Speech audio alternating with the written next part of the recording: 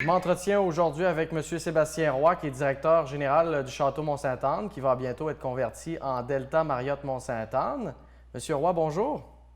Oui, bonjour, ça va bien? Oui, ça va bien, vous? Oui, très bien, merci. On D'abord, s'en la sort. conversion d'établissement, est-ce que c'est un projet sur lequel on travaillait depuis un bon petit bout de temps déjà? Oui, ça fait plusieurs années qu'on travaille sur le projet. Il y a eu plusieurs étapes. On a rénové le centre de congrès il y a quelques années, c'était une des grosses étapes.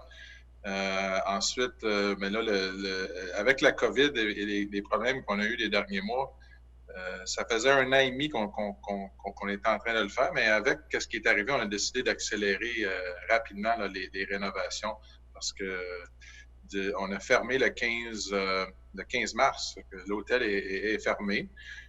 Plusieurs choses nous ont arrivé. Ils ont fermé la montagne le 15, mais le 13 mars, on a aussi eu un sinistre majeur à l'hôtel. OK. On a eu un gros dégât d'eau, un vandalisme qui est arrivé au 5e étage et ça a détruit 160 de nos 210 chambres.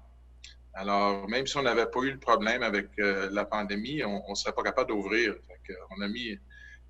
On a accéléré ça. En fait, on n'a jamais arrêté de travailler le staff qui est à l'hôtel présentement parce qu'on a eu le dégât le 13. Après ça, là, on a fermé l'hôtel le 15, mais on avait quand même un sinistre à ramasser.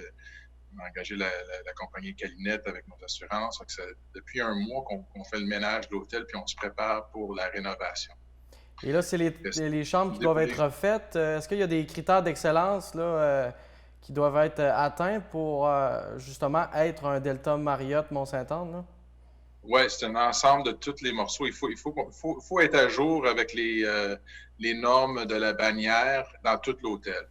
Ce qui est arrivé, nous autres, c'est on a rénové déjà, on a 211 chambres, mais on a rénové une centaine déjà qui ont été acceptées par la bannière à les standards, avec quelques petits changements qu'il faut mettre, là, euh, des normes de la bannière, mais ceux-là, on n'est pas obligé de les rénover. Mais on n'a détruit qu'une cinquantaine pendant le dégât d'eau. Il faut que j'y remette à jour, ceux-là.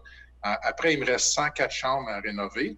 Puis là, les plans sont sortis, on est en soumission, puis on devrait commencer la rénovation dans 2 semaines. On choisit l'entrepreneur présentement, puis on fast-track, comme on dit, pour y aller le plus vite possible. On a les 104 chambres à faire. Après ça, on a l'extérieur de l'hôtel, tout ce qui est la façade. On a commencé cette semaine avec la toiture là, de la réception, les restaurants, qu'est-ce qu'il y a en avant. Puis on refait toute la façade et l'extérieur de l'hôtel. Fait que ça, c'est sûr qu'on veut le faire cet été, là, c'est quelque chose qui est plus difficile à faire l'hiver. Fait qu'on on accélère ce projet-là aussi. Ensuite, il reste toutes les aires publiques dans l'hôtel.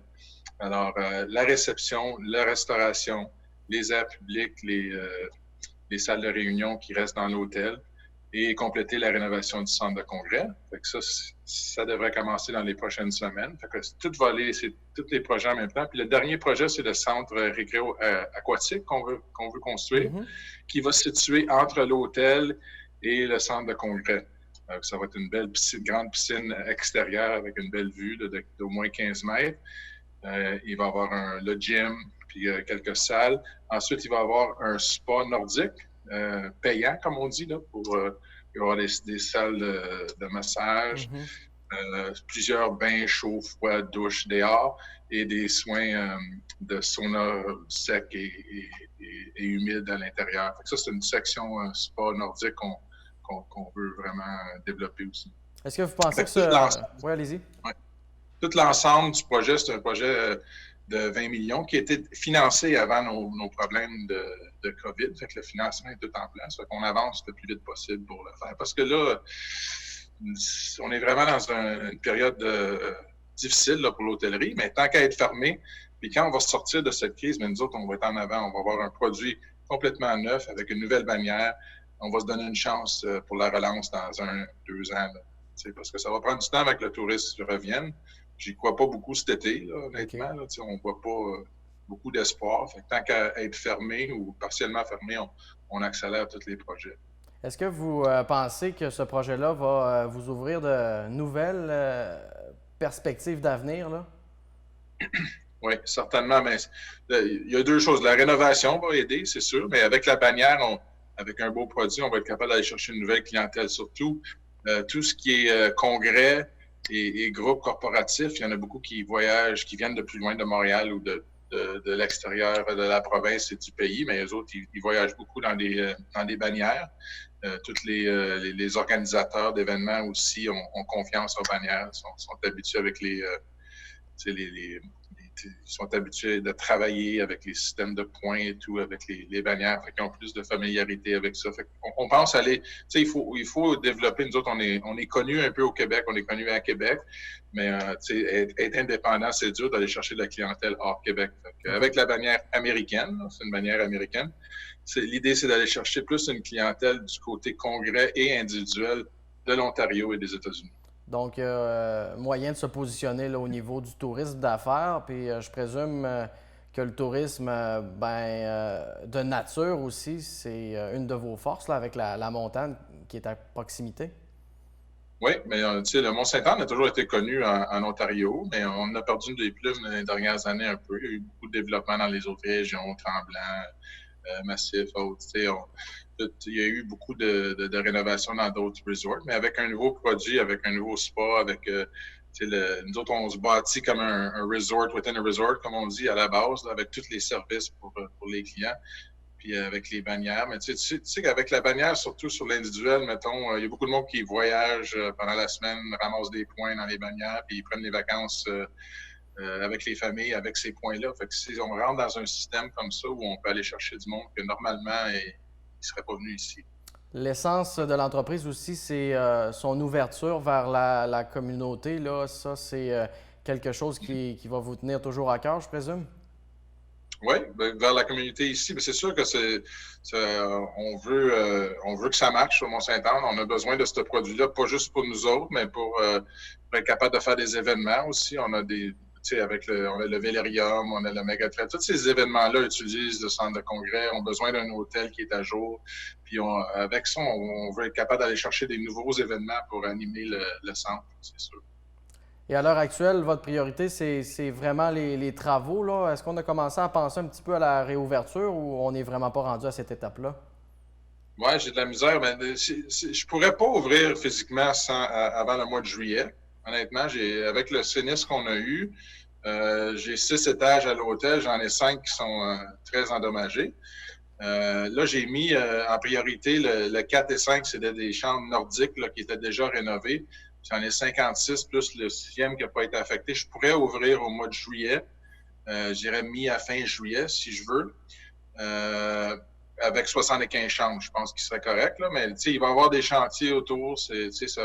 Puis on n'est pas sûr encore quelles activités vont être au Mont-Saint-Anne. Je pense qu'il va y avoir du golf, je pense qu'il va y avoir du vélo de montagne, mais j'ai aucune confirmation. Je pense que la gondole va marcher, mais je ne le sais pas. Est-ce qu'il va y avoir une clientèle? Aucune idée. Est-ce que le monde va voyager? Est-ce que le monde va avoir le droit de voyager? Je trouve que ça avance pas vite. On n'a pas beaucoup de direction là, des gouvernements du côté du tourisme qui est très inquiétant. Moi, pour nous, c'est un petit peu moins pire parce qu'on utilise le temps pour faire des rénovations, mais je sais que dans le milieu, le monde va avoir beaucoup de misère. C'est très difficile.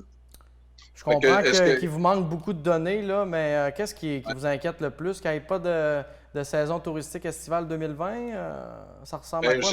J'ai pas mal mis le X sur la saison estivale de toute façon. Là, moi, je regarde plus. Là, j'avais beaucoup de congrès réservés pour le mois de septembre, octobre, novembre qui ont tout cancellé là, parce qu'il y a beaucoup d'incertitudes. Parce que je pense pas que les rencontres avec beaucoup de monde vont être la première chose qui vont réouvrir. Là. Fait qu'on a comme pas mal mis le X là-dessus. Mais on prend toute cette clientèle-là que j'ai perdue du mois de mars, avril, mai, puis on les remet dans le futur. Fait que j'ai beaucoup de bookings, j'ai beaucoup de clients qui sont prêts à venir en 2021. Fait que je vais avoir une très bonne année là, parce que j'ai tout pris ma business congrès puis ils ont déplacé pour le. Fait que si tout va bien, moi j'ai plus d'espoir qu'on pourra repartir pour Noël 2020-2021. Ce serait. Puis moi, ma bannière et toutes mes rénovations devraient être finies par la fin novembre, je dirais. Fait qu'une réouverture complète se fera au mois de décembre. En résumé, est-ce qu'on peut dire que ce projet-là, c'est une belle fierté pour la famille Roy là, de faire rayonner la région de la Côte-de-Beaupré? Oui, ça fait 15 ans qu'on est ici. Ça fait 15 ans qu'on en parle. Il y a eu des bouts plus difficiles. On a essayé toutes sortes de différentes façons de le faire, mais on a trouvé la formule finalement. Ça tombe dans un moment quand même bizarre, là, mais on a beaucoup d'espoir pour le futur. À court terme, on est très inquiet, mais à long terme, on se positionne pour être en bonne santé à long terme. Monsieur Roy, merci beaucoup pour l'entrevue. Merci, on se reparle. Oui, et assurément, voilà, c'était Sébastien Roy, qui est directeur général du Château Mont-Sainte-Anne, qui va bientôt être converti en Delta Marriott Mont-Sainte-Anne. Un projet à suivre, assurément.